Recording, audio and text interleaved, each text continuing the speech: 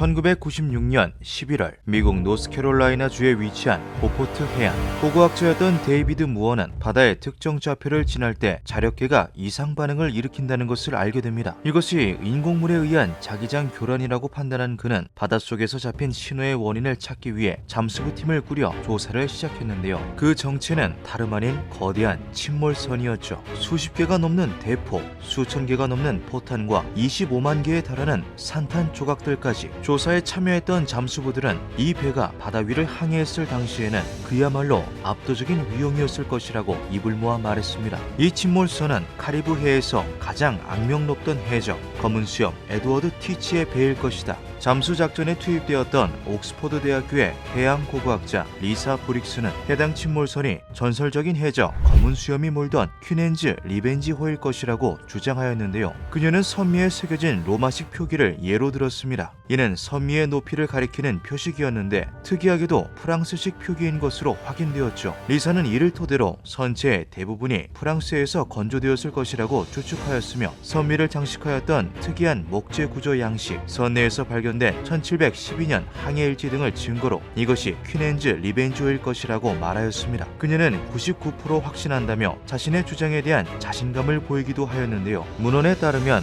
실제로 검은 수염 티치는 퀸앤즈 리벤지호를 노스캐롤라이나의 보포트 해안 근처 모래톱에서 좌초시켰다고 하죠. 해당 배는 원래 콩코르드 호라는 이름을 가진 프랑스의 대형 상선이었습니다. 1717년 콩코르드 호는 항해 중 티치에게 배를 탈취당하였고 이후 그의 해적선으로 악명을 떨치게 되었죠. 이는 프랑스의 중세 문헌에도 실제 기록으로 남아 있습니다. 콩코르드 호는 항해 중 검은 수염이라고 불리는 해적에게 납포당했다. 이후 티치는 배에 40문에 달하는 대포를 장착하여 개조했습니다. 그리고 배의 이름을 앤 여왕의 복수라는 뜻의 퀸앤즈 리벤지호라고 바꾸었는데요. 앤 여왕의 전쟁이라고 불린 영국과 프랑스 간의 식민지 전쟁에 참전했던 그는 여왕과 자국에 대한 애국심을 담아 배의 이름을 바꾸었다고 하죠. 퀸앤즈 리벤지호를 탈취하기 전 티치는 세 척의 중형선에 150여 명의 부하들을 나눠 태우고 다녔다고 합니다. 대포의 수도 10문 정도였다고 하는데요. 대형 상선을 손에 넣게 된 그는 모든 병력과 보물들을 퀸앤즈 리벤지호로 옮겼죠. 그전에도 당대에서 가장 유명한 해적이었던 검은 수염 티치는 이후 진정한 해적왕으로 거듭나게 됩니다. 상선들은 보이는 족족 갈취했으며 지시에 불응하거나 반항하는 해적선들은 압도적인 화력으로 그 자리에서 침몰시켜버렸죠. 1717년에만 15척이 넘는 배를 납포하거나 수장시켰으며 2년 후인 1719년쯤에는 무려 40척에 달하는 배들을 약탈하였다고 하는데요. 해적단의 규모도 늘어나서 퀸앤즈 리벤지호 외에도 3척의 함대가 더 있었다고 하죠. 당시는 해적의 황금 시대라고 불릴 정도로 수많은 해적들이 바다에 널려있던 때였습니다. 검은 수염 티치는 그 중에서도 아주 독보적인 존재였으며 모든 항해사들과 해적들이 두려워하는 존재였다고 하는데요. 점점 늘어나는 해적들을 감당할 수 없었던 영국은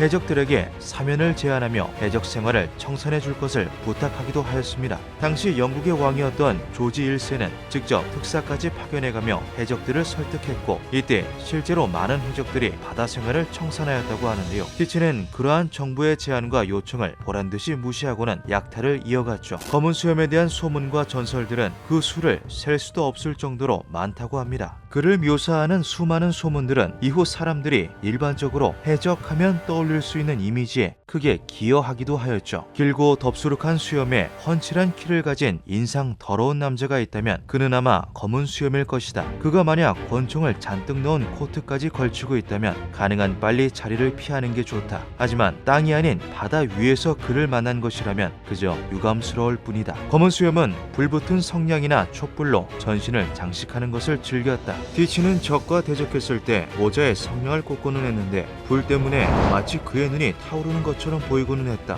상상 이상의 분노가 느껴지는 아우라였다. 검은 수염은 2개의 검과 6자루의 총을 차고 다녔다. 그는 자신의 양념 머리를 꼬아 불을 붙이기도 하였고 럼주에 화약을 섞어 마시기도 했다. 그는 해적단을 이끄는 선장으로서 적들에게 심어주는 공포스러운 이미지에 굉장히 신경을 많이 썼다고 합니다. 위와 같은 증언들이 돌고 돌며 검은 수염의 악명 생명을 자연스럽게 높여주는 역할도 했기 때문이죠. 그는 자신에게 대항하거나 반항하는 해적들에게는 무차별적인 모습을 보여주었지만 순순히 항복하는 이들에게는 자비를 베풀기도 했는데요. 실제로 검은 수염에게 잡힌 포로들이 살해되거나 상해를 입었다는 기록은 없다고 하며, 그렇게 무사히 풀려난 포로들이 내는 소문들로 인해 검은 수염과 맞닥뜨린 배들은 투항할 생각조차 하지 않고 항복하는 경우가 많았죠. 하지만 그와 대적할 생각이 있었다고 하더라도 압도적인 포스를 자랑하는 퀸앤즈 리벤지호를 실제로 보게 되면 투항하지 않을 수가 없었을 겁니다. 국가의 무역을 위해 건조한 대형 상선을 티치가 손수 해적선으로 개조하며 대포를 달고 해적기까지 꽂았으니 말이죠. 이를 두고 볼 수만은 없었던 영국 정부는 대대적인 해적 단속을 공표하였고, 그날을 기점으로 해적과의 전쟁이 시작됩니다. 해적을 신고한 사람에게는 포상이 주어졌으며 사면에 불응하는 해적들은 정부의 해군들이 발견하는 즉시 처형하였는데요. 티치가 거느리던 해적단은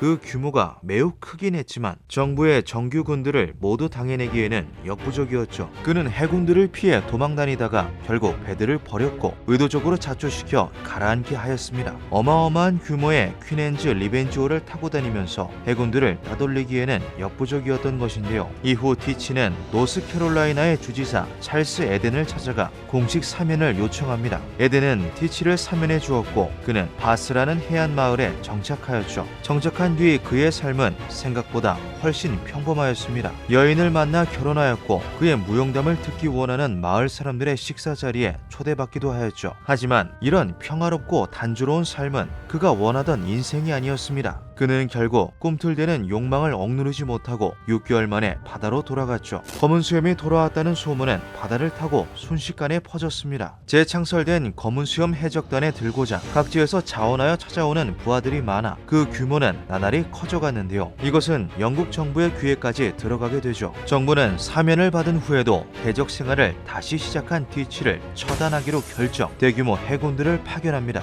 1718년 11월 21일 해군 중위였던 로버트 메이너드는 오크라코크 섬 인근에서 검은 수염 해적단을 발견하였는데요. 해당 섬의 지형에 익숙하지 않았던 그는 날이 밝은 후 해적단을 기습하기로 결정하였죠. 하지만 이튿날 새벽 해군의 존재가 해적들에게 발각되고 말았고 곧바로 전투가 시작됩니다. 티치는 메이나드가 타고 있던 함대에 대포 세례를 퍼부었는데요. 이 공격으로 인해 메이나드는 병력의 3분의 1을 잃었으며 배는 항해가 불가능할 정도로 심각한 손상을 입었죠. 장거리전은 가망이 없다고 여긴 메이나드는 함선을 최대한 근접하게 붙인 후 백병전을 준비했습니다. 치명적인 공격에 성공한 티치와 부하들은 쾌제를 불렀는데요. 대포의 연기가 거치고 난 후에도 함선의 갑판 위에 아무도 보이지 않자 티치는 그 위로 여러 발의 대포와 수류탄을 더 퍼붓고는 부하들을 이끌고 부서진 갑판 위로 승선하였죠. 그리고 이때만을 기다린 메이나드와 그의 부하들이 갑판 아래에서 고함을 지르며 뛰쳐나왔습니다. 배가 부서진 그들은 더 이상 물러날 곳이 없었죠. 메이나드의 작전은 아주 성공적이었습니다. 거의 다 죽었을 거라고 생각한 해군들이 갑판 밑에서 함성을 지르며 튀어나오자 해적들이 당황한 것인데요. 그들은 핏물이 흥건한 갑판 위에서 최후의 결전을 벌였습니다. 이 전투가 얼마나 격렬하고 처절했는지는 해군 기록에서도 찾아볼 수 있는데요. 이 갑판 위의 전투에서 사망한 인원들만 해군과 해적을 포함하여 20명이 넘었으며 그 중에는 해군 장교도 3명 포함되어 있었다고 하죠. 특히 메이나드와 티치가 벌였다던 1대1 결투는